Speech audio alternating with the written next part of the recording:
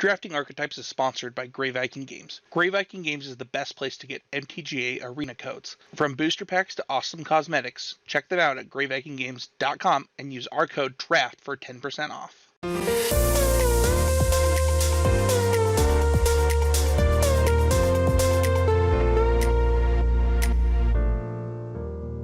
Hey everyone, this is Sam Black with Drafting Archetypes, and today we are going to be talking about White X control. I have already discussed Lorehold aggro and Silverquill aggro, so this is like the other way to use cards in that space. And I'm not talking about specifically Lorehold control or specifically Silverquill control, because it is always the case that the more controlling your deck is, the more you're open to splashing. In this case, I think there's not really enough support to reliably or frequently draft Silverquill control. And with Lorehold control, I think that there are a lot of things that push you to want to draft such that it's very easy for you to splash, such that I think that it's best to talk about Lorehold control as an open-ended deck or a deck that's flexible about its colors.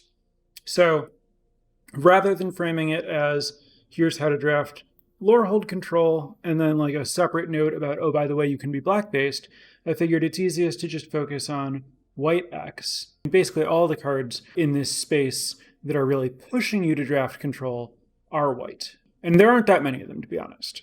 This is an archetype or general space that relies heavily on a very small subset of cards, which can make it difficult to draft because you do need those to be open, or you need to be open to pivoting to find enough playables.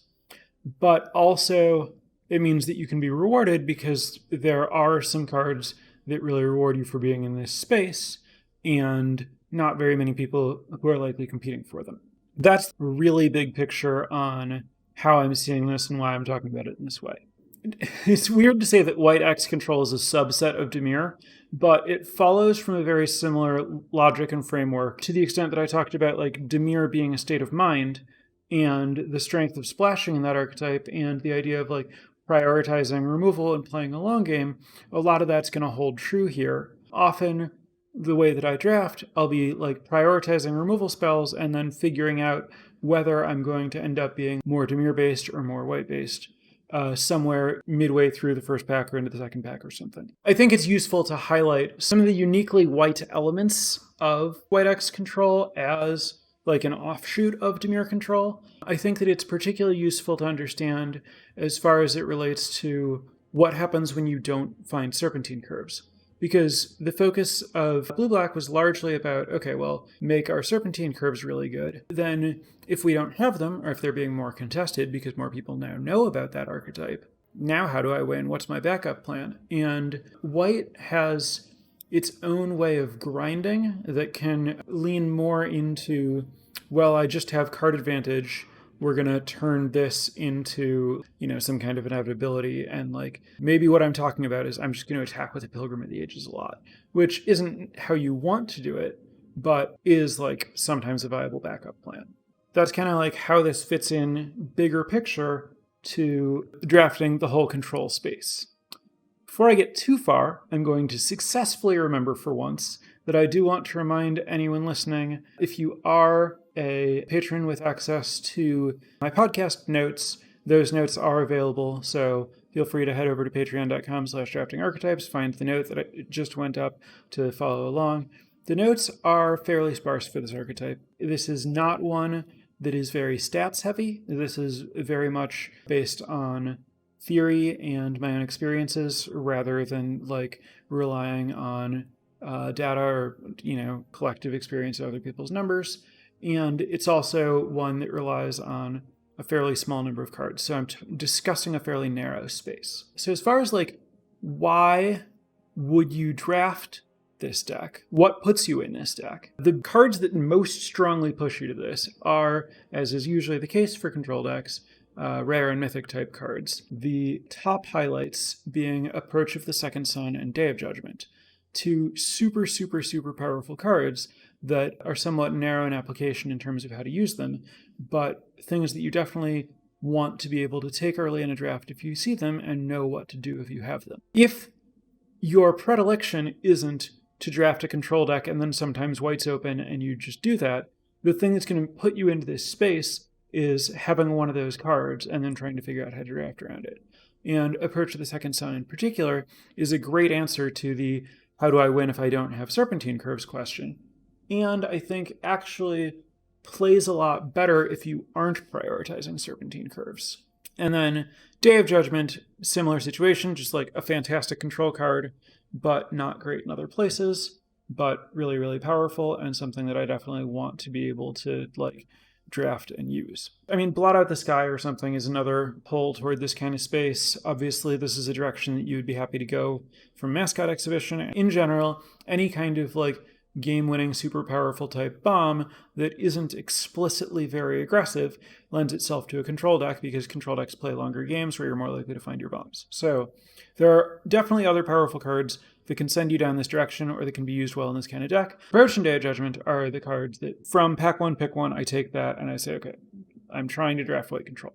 When you don't start with one of those, I believe Day of Judgment's mythic, so they're both mythic. So when you don't start with one of those exceptional cards, then you're in a space where you might end up pivoting into this kind of deck from just having good commons. And the good commons that I'll usually take early in a draft that put me in this kind of space are, unsurprisingly, Rise of Extus and Expel. Rise of Extus is a great removal spell in a control deck because it's expensive enough that a lot of the aggressive white decks don't really want to prioritize it, and Expel is reactive enough that aggressive decks don't want to prioritize it. Both of them are fantastic if you're trying to play a long game and you're not trying to attack. Since I'm generally in the market to do those things, I take those cards fairly highly, and that can lead me to drafting white control. Those are the commons that I'm most likely to have early that kind of open this door for me. The other biggest commons that I'm looking to use that are more like rewards for being here, but also kind of the engine of the deck, is this significant mini combo of the interaction between Thrilling Discovery and Pilgrim of the Ages. The synergy here is pretty straightforward. You cast Pilgrim, it puts a plains in your hand that gives you an extra resource, but the extra resource might not be that valuable if you have enough lands.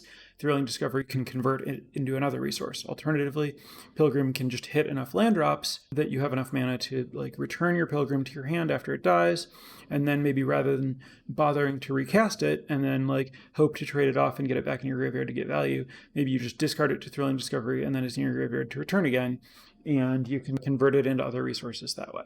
Thrilling Discovery is also just a card that I've found really strong in control decks. It helps deal with like the fact that playing a really long game, you're going to eventually accumulate more lands than you need, and you can just discard them. It powers up serpentine curves if you're going that direction. The life gain is actually pretty important. I mean, it's really good with just everything that gets cards back from your graveyard. It lets you discard expensive cards that you don't want early to make sure that you're hitting your land drops and stuff, while filling your graveyard with options so that you can take advantage of cards that use your graveyard. So it plays well setting up cards like Reconstruct History, Pillar Drop Warden, and Return Past Caller. But we're getting to the point in this format where I'm familiar enough with these cards that I'm just saying names, but I'll try to be more careful as I'm going into details about cards, especially cards that aren't common, about reminding listeners about what the text is or basically what card they are. Thrilling Discovery and Pilgrim of the Ages is a possible backbone. The backbone of like heavy white control if you can get it. I'm really looking for as many Thrilling Discoveries as I can get my hands on. I've played 5 or 6 and been happy with it. You can always just discard Thrilling Discovery to Thrilling Discovery, and when you have a lot of them, you can know to hold extra lands and expect to draw Thrilling Discovery soon to convert them into other resources. And when you have a lot of them, it's just absolutely perfect for an Approach to the Second Sun strategy, where it'll dig you very quickly to approach, and then also, if you have a bunch of copies, dig you back to cast to approach the second time. And then the more Thrilling Discoveries I have, the more Pilgrim of the Ages I'm looking for. I only expect to have or want maybe 2 to 3 Pilgrim of the Ages. It would be very, very weird to play 4. It would also be very weird to just get your hands on 4, because I think it's a somewhat more highly drafted card in general. I could check the stats on that, but I haven't.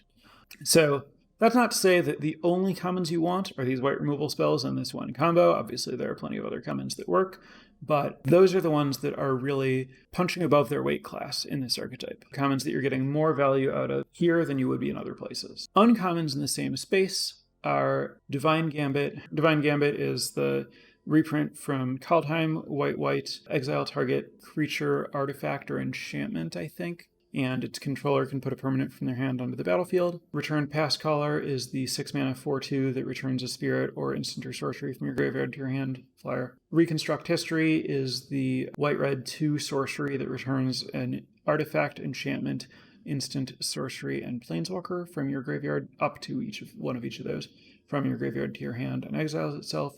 And Rip Apart is the common that does 3 damage to a creature or planeswalker or destroys an artifact or enchantment. It might be a little weird to have a generic removal spell like Rip Apart listed as specifically better in a control deck, but I've very much found that to be the case. I'm unimpressed by Rip Apart in aggro decks since it doesn't deal with large creatures that are going to halt your offensive. In general, I find tricks to be a better approach for aggro decks to handle small blockers. Whereas when you're drafting a control deck, it's really nice to have a cheap spell that can trade with your opponent's threat, regardless of whether that threat has evasion or whether your opponent has a removal spell that might stop you from blocking or something. So I think Rip Apart fits really well in controlling Lorehold decks and not very well, or it's not a very high priority in aggressive Lorehold decks. Reconstruct History is really significant to drafting white control. It's maybe the most significant card in the set overall in terms of its higher impact than the commons and shows up more frequently than the rares and mythics. In my experience, I can almost always count on tabling it, and at this point I draft control frequently enough that whenever I see a Reconstruct History, like in the first 5 picks, I expect that I'm going to get it and I'm going to draft as if I already have it. That's worked well for me so far. Don't know if this podcast existing might change that to some extent. Probably not. I suspect that I'll continue to treat Reconstruct History as a card that I'm getting free out of packs when I see it. We see some of the significance of my just expecting that my white control decks are likely built in a way where I just have a Reconstruct History or two in my prioritizing Thrilling Discovery, of course, but also Reconstruct History is a strong push to play more card types, which is not easy to do in this format because there are very few planeswalkers and also remarkably few enchantments. But it's pretty easy to add artifacts to your deck. You have 3 reasonable and 1 fairly weak option at commons in Campus Guide, Letter of Acceptance, and Biblioplex Assistant. And then if you really have to, you can play the 0/4 Wall. And the 0/4 Wall, you can do worse than that in a dedicated control deck, especially, if you have a bunch of Thrilling Discoveries to discard it if you don't need the blocker. So the fact that I'm incentivized to play Campus Guide and Letter of Acceptance, also the Archivist, the 6-mana 4/5 reach that can put cards from your graveyard back into your library, also a great fit here. High impact artifact to be able to return with Reconstruct History, which makes it really good to discard with Thrilling Discovery and then get back with Reconstruct and then cast. There are a lot of artifacts that you can add to this deck to make sure that you're getting the most out of your Reconstruct Histories, and you can make sure that they end up in your graveyard in time to reconstruct them with Thrilling Discovery if you have all of that. The push to play Campus Guide and Letter of Acceptance is part of what pushes you to be in a position where you're open to splashing and able to take advantage of that. Where I'm often pretty unhappy if I have to play Campus Guide, a little bit less but not thrilled to play Letter of Acceptance. Since I want those anyway because I'm taking advantage of their type line, now I can also take advantage of the mana fixing kind of for free, which makes it a lot easier to be like Mardu control or Jeskai control or 4-color control. Technically, you could use green. I'm going to talk a little bit more later about why I'm not that into that. Going from getting 2 cards back to getting 3 cards back is kind of transformative, right? Like if you think about it in terms of there's a huge difference in how impactful a draw 2 is versus a draw 3. And then when you turn a draw 3 into, actually I get 3 spells, and there are 3 spells of my choice. At least one of them is probably going to be the best card in my graveyard. I might not get the best and second best and third best, but I'm going to get the best and maybe third best and then another piece of material. I'm very, very happy to do some work to get a 3rd thing to return.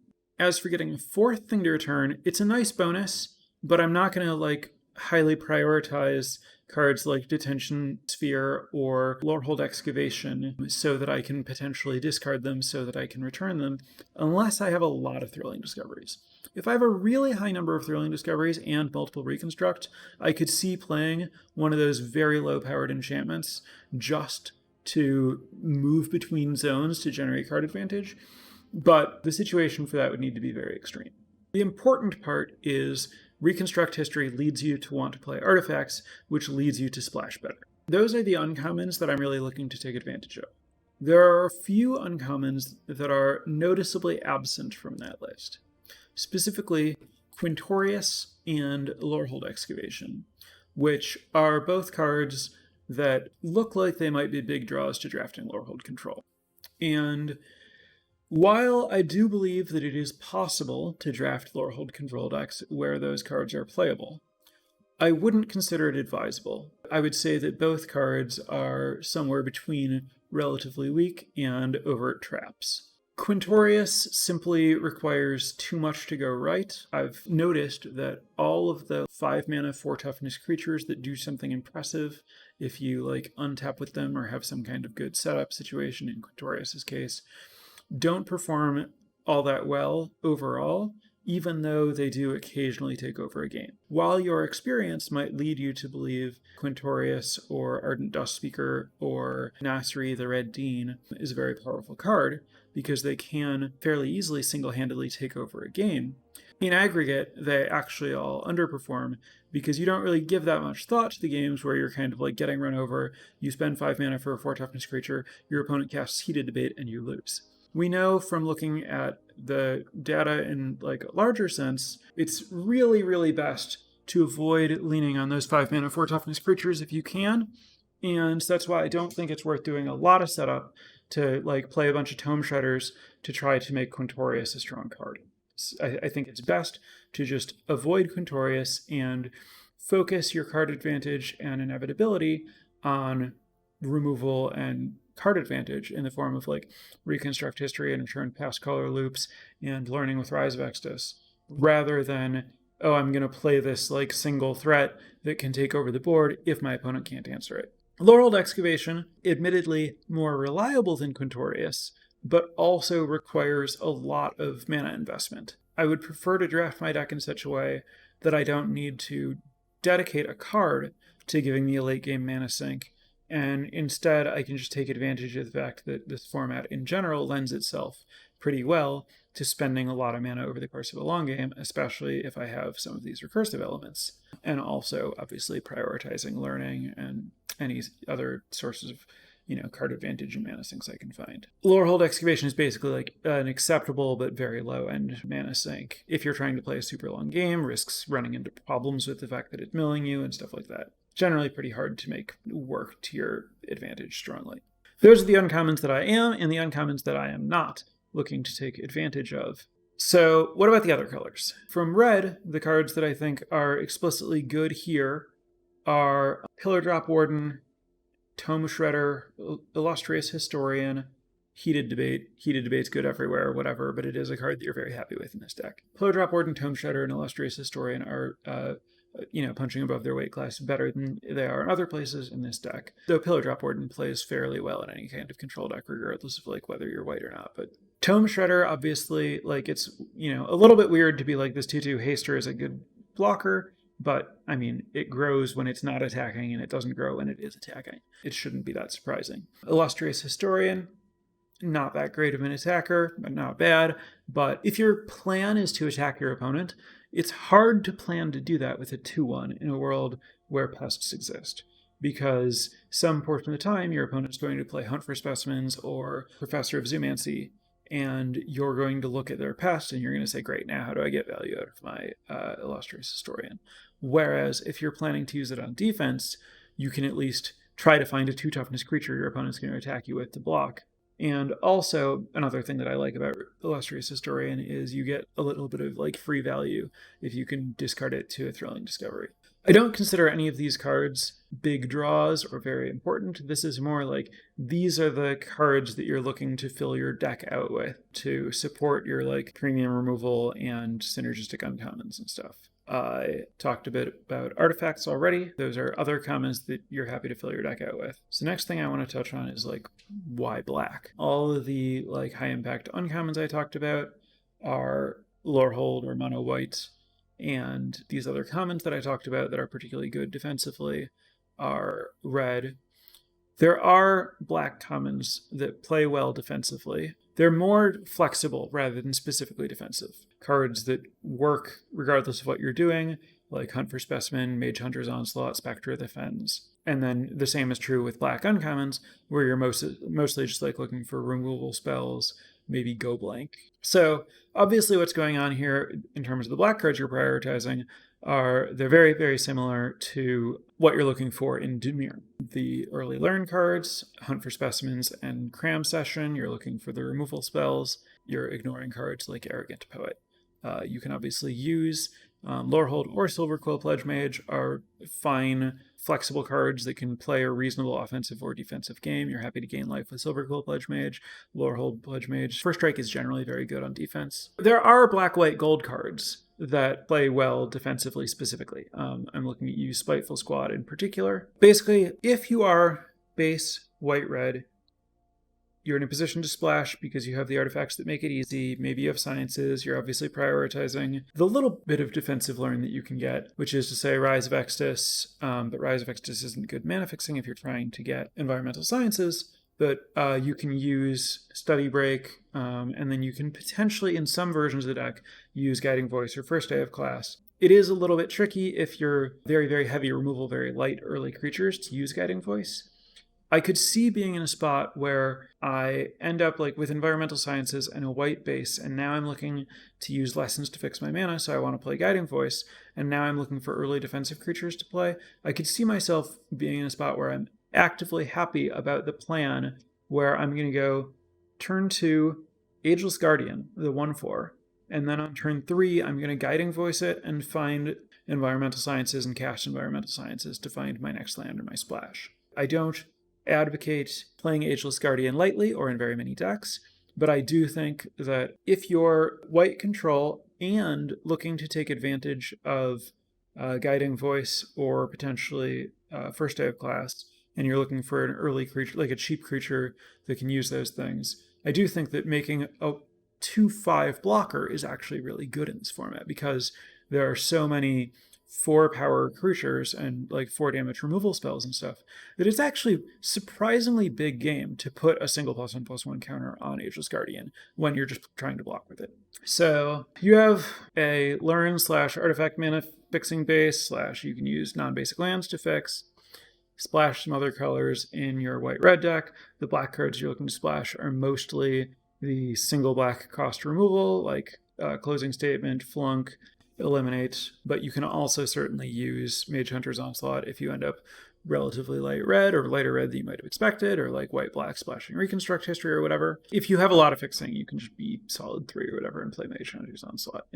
I wouldn't go out of my way to support Mage Hunter's Onslaught. I don't think it's a very strong card, but in a deck that's just looking for hard removal, if you happen to be in a spot where you can cast it, it's fine. So the next thing I want to touch on is, okay, we're white base, but we're in a position where we can splash.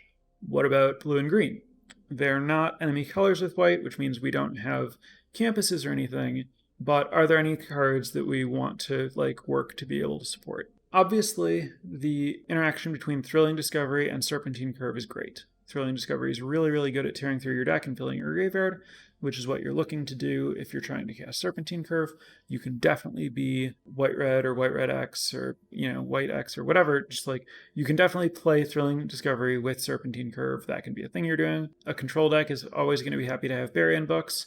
If you have a bunch of removal, you're not going to be sad to have any blue card draw spell. There's a reasonable amount of synergy here with blue. The way that I draft, I very, very, very often try to be 4-color, not green. And then I'm definitely looking to play a lot of elements from this white shell, splashing a couple of blue cards, removal, card draw, Serpentine Curve, or looking to be the blue-black shell, splashing a couple of white cards like Expel and Reconstruct History, or I'm just all of this.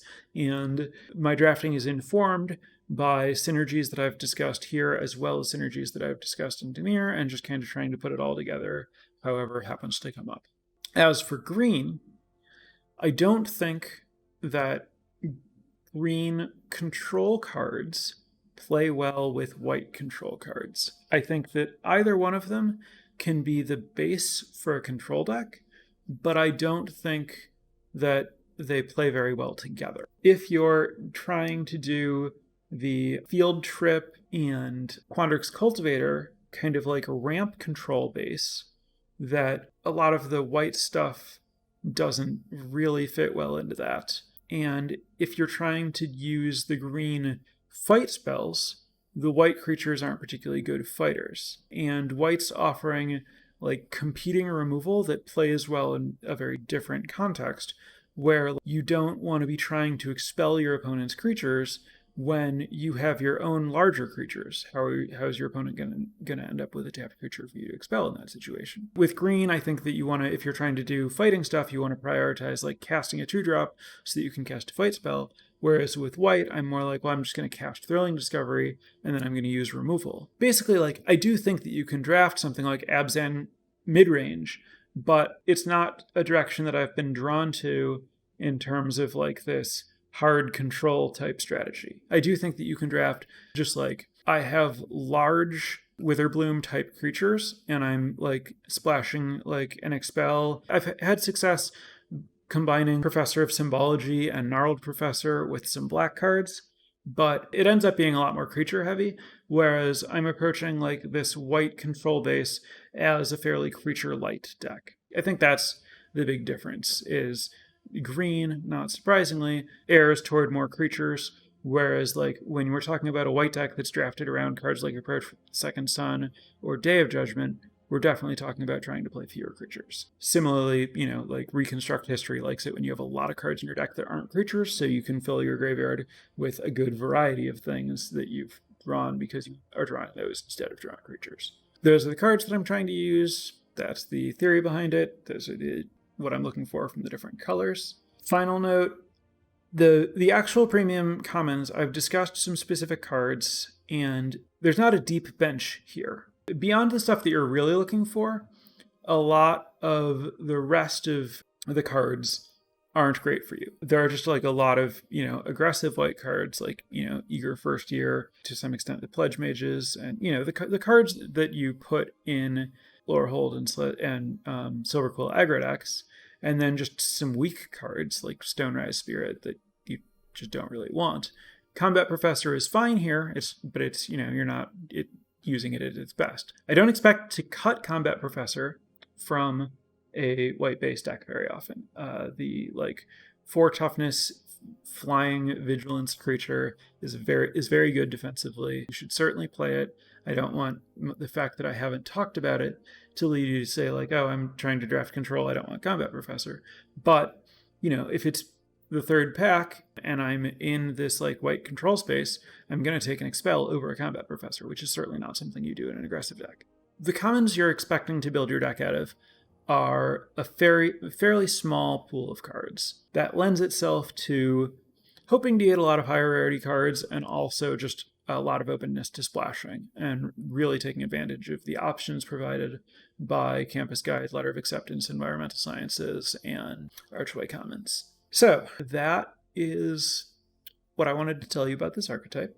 So we're going to transition to questions. I do want to thank my new patrons this week on patreon.com/draftingarchetypes, Maximiliano, Eric, and Anthony. Thank you very much for joining the Patreon and supporting the podcast. If anyone else is interested, head over to the website that I keep saying and just look into the benefits that we offer and see if any of the packages are appealing to you.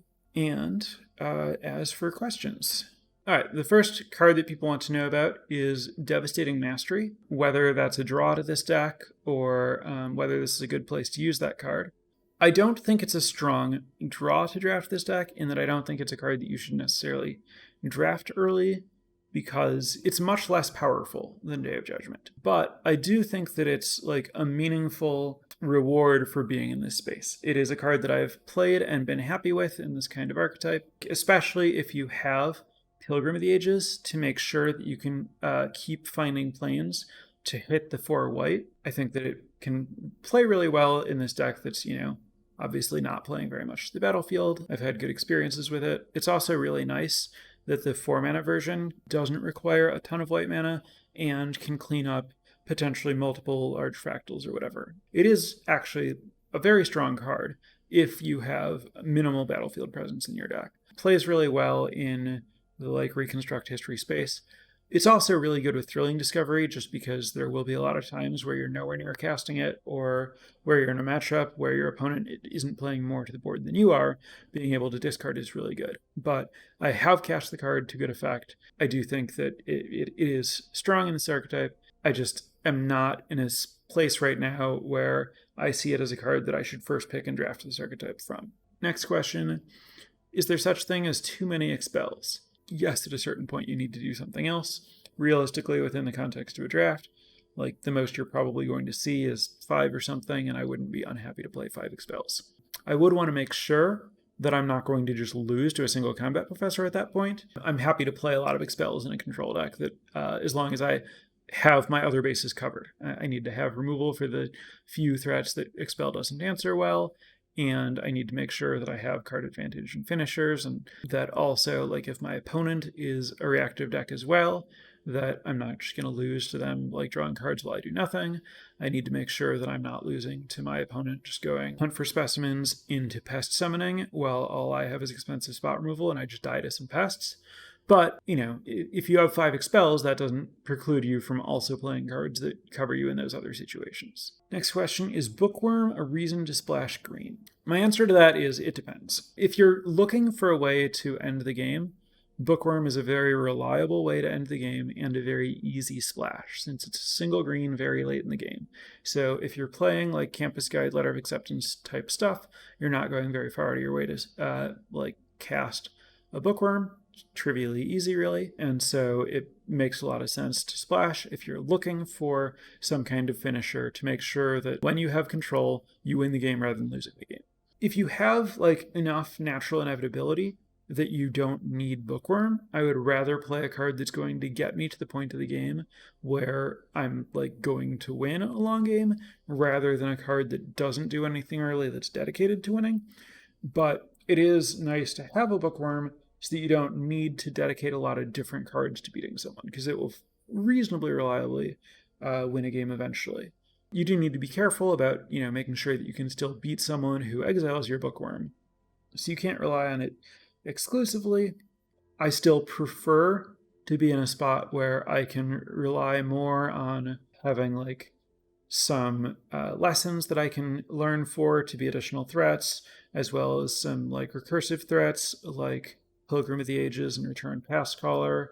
Ideally, Approach to the Second Sun, maybe even Crackle with Power to win outside of combat, or, to splash Serpentine Curve, or, some kind of cheaper finisher, or maybe you just have a couple combat professors or a Spectre of the Fens or something. If you're in a space where you're looking at your deck and you're not sure that you actually have an inevitability, maybe you're just going to kill some things for a while and then not end the game, and then eventually your opponent will just draw another threat and beat you.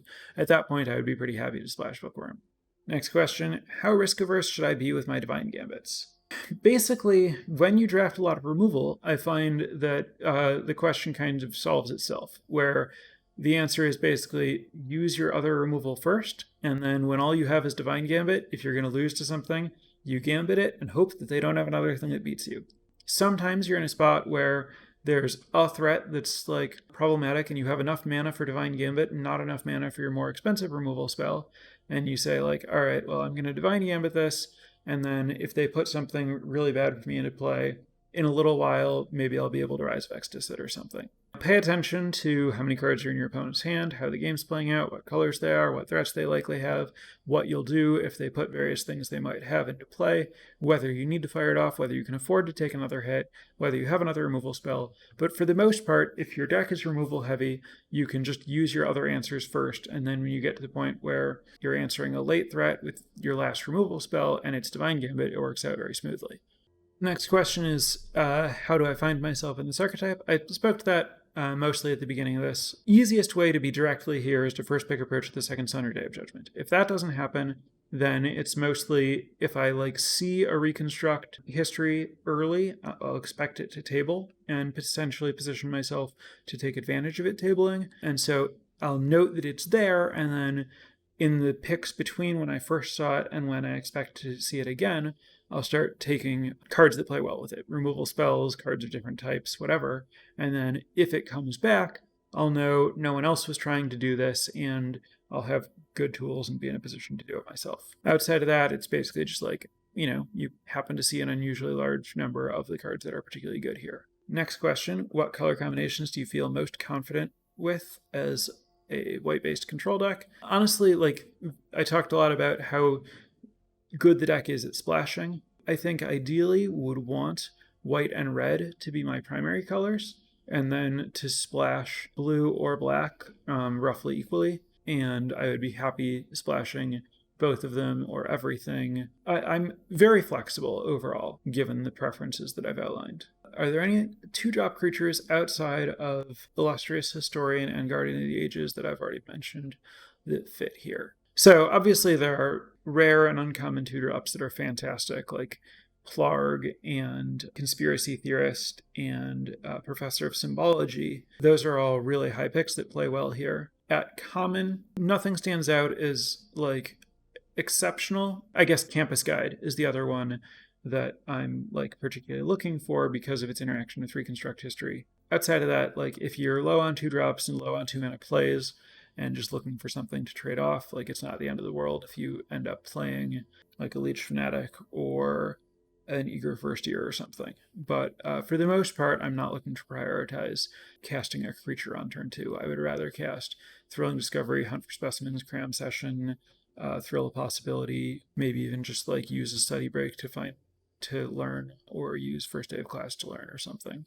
Or just cast Rip Apart or Lash of Malice or some other, just start the game with a removal spell. Should you prioritize Reflective Golem? No. Very much you should not prioritize Reflective Golem in a control deck. That is, if it's good, an aggressive card that would go in a deck with a lot of combat tricks, which is not where you want to be in this space. Duress and Agonizing Remorse to check before Divine Gambit. I think that I would be comfortable playing Duress and Agonizing Remorse in this kind of archetype, but not for that purpose. The reason that I would want to play Duress and Agonizing Remorse is because I'm often going to be threat light, but might have some high impact threats. My opponent won't have a chance to use a removal spell before I play the first creature that I care about, and so I might want to use Duress or Agonizing Remorse with an expectation that it'll be live for a long time because my opponent's going to be holding their removal spell, and I want to clear the path to that. The fact that it might incidentally tell me if a Divine Gambit is safe or not is a nice bonus, but for the most part I'm not that afraid of whether or not it's safe. But Duress to clear the path for a great creature like Cody or Lorehold, both of which are strong reasons to draft an archetype like this that I haven't mentioned, I think that's fairly valuable. Do I think this deck lines up well against Silver Quill aggro? Provided you find enough of the cheap removal that you're looking for. Silver Quill aggro is a strong archetype, could beat whatever, but having card advantage and cheap removal is a reasonable plan to grind them out, especially if you have the powerful cards that I'm trying to draft the deck around, like Day of Judgment is obviously fantastic against Silver Quill aggro. Next question is, given that I mentioned this doesn't rely on Serpentine Curve, what are the better win conditions or threats this has access to, or am I just hoping to outcard my opponent and win with random stuff? Ideally, a rare or ideally mythic, like Approach of the Second Sun, Velamaka's Lorehold, Blot Out of the Sky, would be my first choice for how to win the game. Failing that, I would say, yeah, we're more looking at the grind them out and win with whatever. Kill all their stuff with, ideally using some things that generate card advantage while killing their stuff, like Igneous Inspiration and Rise of Extus, and then get those back with Return Path Caller, Pillar Drop Warden, Reconstruct History, generating some card advantage off the Return Path Caller, the Reconstruct History, remove their stuff again, generating more card advantage off your Igneous Inspiration and your Rise of Extus, and then attack them with the random, Pilgrim of the Ages and Illustrious Historians that have ended up in your graveyard, give you random threats, or just attack them with, Return Pass Caller, especially if you have 2 of them and you can loop it, or, whatever, if you have a rare, great. If not, whatever random bad stuff you have. Oh, next we have a pretty good question, which is, do you choose to go second with this? I only play best of 1, so the choice never comes up. Best of 1 doesn't let you decide. However, if I were to play best of 3, yes. The more removal you have, the more attrition-based your deck is, the better it is to choose to go second. So as long as I have a comfortable amount of removal, of cheap removal, I would very frequently choose to go second with this kind of deck. Next question, is it possible to play this archetype without one of the mythics? Yes, it's certainly possible. You can rely on the plan that I talked about, where you just recur removal spells, ideally removal spells that generate a material advantage, though as with any control deck, you'll be much better off if it's supported by rares. Next question, feel like Cram Session wasn't given enough credit in blue-black. How does it do in white control? I certainly didn't mean to overlook Cram Session when discussing blue-black. I consider Cram Session an extremely important part of blue-black. I intended to convey that the reason to draft Dimir is the fact that it has the cheap learn cards that pair with the cheap removal to support everything about the strategy. I consider Cram Session absolutely essential to that deck. I think Cram Session is good but less essential to white control because Thrilling Discovery offers a different path to life gain. You can also use Revitalize, but I do want to have some of that like life gain stuff to help buy time against aggro, let you use your removal a little more judiciously, make sure that you don't get burned out. I think, Cram Session is fine. It's just not as high a priority as it is in blue-black because you can take advantage of suitable replacements in the other cards I mentioned. Next question, how highly would I take Lash of Malice? I value Lash of Malice very highly, but it's obviously contingent on my being in a place where I expect to have a good amount of black mana so that I can rely on it as an early removal spell. If I know that I'm like white and black, I will usually but not always take Expel over it. I will usually but not always take Rise of Extus over it. I will usually but not always take Hunt for Specimens over it, but I view it as, a top tier common.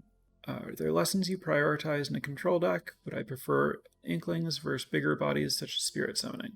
Spirit Summoning isn't that high a priority, but Elemental Summoning is. I prefer Inkling Summoning to Spirit Summoning. Basically, Inkling Summoning is a good answer to opposing flyers, where Spirit Summoning, I think, is a lot more, it trades with stuff that you can already trade with pretty easily, whereas, you might need a specific answer to a flyer.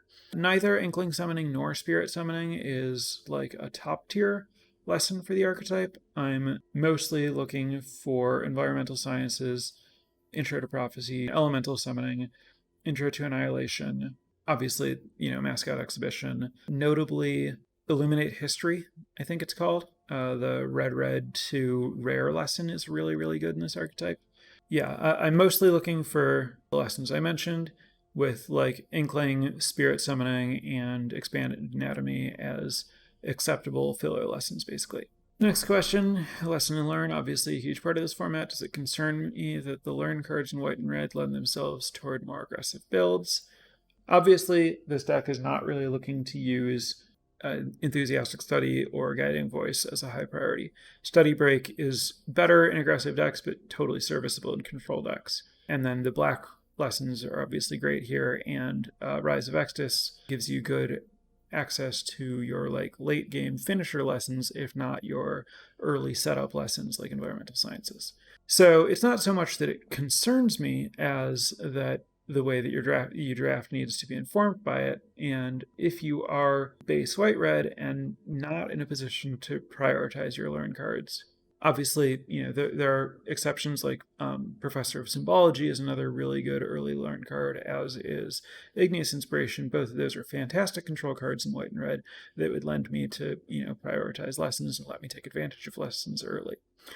If I don't have those, we're getting later in the draft, and my learn is limited to a Rise of Extus and a Study Break or something. Well, I guess it's weird to say if we're getting later in the draft, then I might prioritize learn less because at that point it's kind of too late. Or I might prioritize lessons less because it's kind of too late. But I would say that I think the fact that you don't necessarily use lessons early well means that you need to take into account the fact that when you're trying to splash, if your base red-white, you're likely to be doing it less off Environmental Sciences and more off digging with Thrilling Discovery and using Campus Guide, Archway Commons, and Letter of Acceptance. So you need to plan to have a slightly different mana base than the Environmental Sciences-fueled mana base offered by Dimir. I think you could certainly look at one of the key distinctions between Dimir philosophically and structurally and white control, as Dimir is about early learning for Environmental Sciences, while white is about using artifacts and rummaging to fix your mana, and then devoting your lessons to ending the game and pulling ahead with Intro to Prophecy, Intro to Annihilation, and Elemental Summoning. So I do think that it's really critical to understand that you don't learn early well, but that doesn't mean that you can't take advantage of the lessons the format offers. It just means that you're positioned to take advantage of lessons differently and to use them in a different way. How many copies of Rise Vextus is too many? Would I play 4? 5? As long as I have enough good lessons and I don't have too many other late game cards, there's not really a limit to the number of Rise Vextus that I want, as long as I have a reasonable curve. Once you get to the point where you can cast one, it makes it easier to live to cast another, and as long as my lesson board is rich, they're all pulling me further ahead and making it easier to win the game, and helping with the fact that, when I have this much removal and this much when I'm this good at extending the game, I'm looking for a way to win. And as long as I have just any random summonings in my sideboard or something, each additional copy of Rise Vextus is also a threat. So yeah, I'm happy to just play tons of them. Next question is given that there aren't that many creatures you want to play, and so you're basically just playing creatures that are really, really good, like Professor of Symbology, Killian, Combat Professor, and then you have the creatures that are synergistic, like Illustrious Historian, Pilgrim of the Ages, Pillar Drop Board, and Campus Guide. Outside of that, you're relying on Hunt for Specimens, potentially Learn cards, Pilgrims, and removal. Yeah, that's what's going on. You're creature light, but often not quite as creature light as Dimir, because you don't need to strictly minimize your creatures to power up Serpentine Curve, and there are some creatures you actively want. But yeah, you're relying more on removal than blocking still, so certainly. Next question is, defend the campus playable if you have the shell of the rest of the deck, but short on removal for big creatures? Would I play multiple? Yes, absolutely. Defend the campus plays really well with red removal. If I have Shock, Rip Apart, Heated Debate type removal, but I'm missing Expels and Rise Vextus, I have no problem whatsoever playing 1 or 2 Defend the Campuses to give myself a good answer to Serpentine Curves. Failing to mention Defend the Campus or include it in the Archetype sketch was an oversight on my part. I definitely think it has a place here. Next question, if I'm going into this archetype, would I take second environmental sciences higher than other archetypes? So, as I was just talking about the distinction in terms of how you're fueling your mana base between white control that's leaning on artifacts versus Dimir control that's leaning on early learn, I prioritize second environmental sciences really highly, almost as highly as the first one. Not quite, but more in that ballpark than you might suspect. In Dimir, especially if I'm splashing more than one additional color. In white control, I would prioritize the second one pretty low because I'm not even that high on the first one, and I'm expecting for the most part that I'll have other mana fixing, so I won't really need it, and I'm not going to be able to prioritize early learn cards enough to really take advantage of it. All right. I think that catches me up with all of the questions about drafting White X control in Strixhaven. I am going to wrap this up. Thank you very much, everyone, for listening. If you are listening on YouTube or ever watch on YouTube, if you could hit the subscribe button, that would certainly help us out. And if you're not listening on YouTube, I hope that you are listening on whatever platform best suits your structure and lifestyle and preferences. If you would prefer to consume this podcast in a medium that is different from the one you are currently consuming it in, you do have a lot of options. It is available on every podcast app, as well as YouTube, and recorded live on Twitch, Wednesdays at 8 p.m. I hope that information is useful to you. Thanks, everyone, and I will be back next week.